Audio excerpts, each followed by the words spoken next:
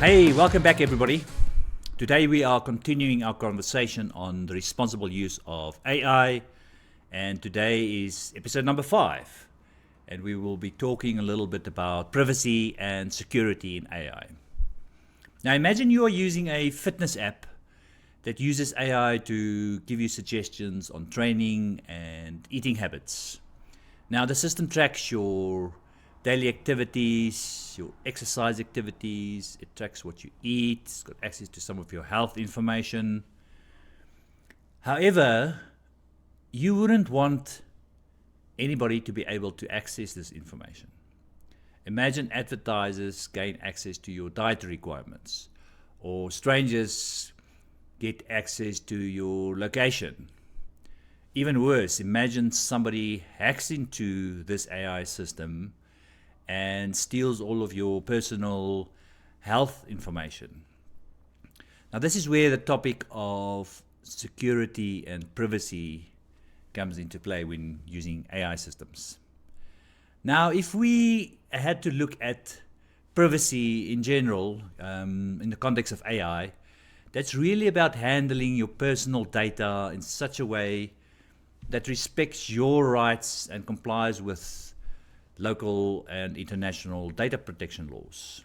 So it is around the process of making sure that your personal data is collected and processed in a responsible way, and using principles such as data minimization and only using data for the purpose that's intended. Security in AI, on the other hand, is sort of concerned about protecting AI systems from and their data from unauthorized access or destructions or alteration. So the privacy is around the access to your personal information. The security is protecting the whole system from unauthorized access. Now, why is AI privacy and security important? Firstly, it's really protecting sensitive information. If a business uses AI to store and process information, including personal information and company information, you want to ensure that the privacy and security around that data is rock solid. You don't want unauthorized access or breaches, and that could lead to reputational damage, legal consequences, trust issues, financial losses. Compliance with regulation. Many countries, including South Africa, has got data privacy and security regulations in place. In our case, for example, the POPI Act. So businesses need to comply to these regulations, and making sure that your AI systems and how they use and process data is secure and you protecting privacy will make sure that you stay compliant with the regulations. And it also helps to build trust with customers and employees. If your customers and your employees know that you are protecting their data, it can't be breached, hacked, and their personal information is not available to unauthorized people, then you build trust. Other important reasons would include helping you to mitigate risk, supporting an innovation culture, and it would help you to protect intellectual property in your business. So, privacy and security has been around for many, many years. Many organizations have got strict controls, guidelines, processes in place. But there are some unique AI considerations. So, firstly, AI generally has automated decision-making abilities. And if AI can make decisions based on data, those decisions and outcomes and how it uses that data could lead to some privacy concerns. Also, generally, AI uses a lot of data. And anytime you use a lot of data, process a lot of data, you are potentially increasing the risk of privacy issues arising and unauthorized access being granted, or that you've got unauthorized access to the data. Just because of the sheer scale of data processing, some of those risks could increase. And then data provenance. if you're using data to train your models and you're using this data from third-party suppliers, or it's historical data that you've got, you're not always sure, and you need to be vigilant if that data was collected and privacy was protected during that process. Also, AI systems have capabilities to do dynamic learning. And I guess through this process, there's always the opportunity when AI learns and goes through this process that some of the data could be exposed. And then, of course, third-party tools. Many organizations will use third-party AI-based tools, and it's really important to make sure that the privacy and security around the data that those third-party AI uses is private and secure. Now, there are a number of ways to help you to mitigate some of these security and privacy challenges. So data encryption, of course, is one way. Even if your data that the AI uses or trains on or process is exposed, if it's encrypted, the people getting it won't be able to sort of read it. Make sure that your updates in terms of patches and security is always in place. And then access control and user authentication, making sure only the right people in the organization can access certain data. And then, of course, having regular audits and compliance checks, and having good policies and processes in place around sort of data usage. Some of the day-to-day things that you could do is make sure people are aware of the latest privacy and security policies and practices in the organization. It's always good to make sure everybody's vigilant and there's a clear process to communicate if something suspicious happens. So those things need to be in place to make it easy and quick when there's something wrong. And if people are vigilant, they'll be looking out for potential breaches or privacy challenges. Data minimization, good practice is to make sure you only use the data that is needed for your project or initiative. In many instances, we collect as much data as we can and then figure out how the best way to do it. But if you do a bit of planning prior to consuming or collecting the data, you're going to minimize the data and potentials for exposures, etc., etc.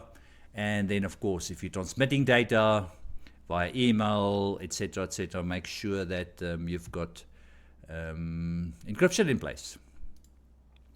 Now, another way is to do data anonymization, and that's really the process of altering the data so that the data subject cannot be easily identified directly or indirectly. Now, there are a number of ways in which you can do this. You could change, for example, the initials, or generalize by making birthdays only the year, or you could shuffle some parameters around. Now, this is useful, but in the age of AI, these methods aren't foolproof.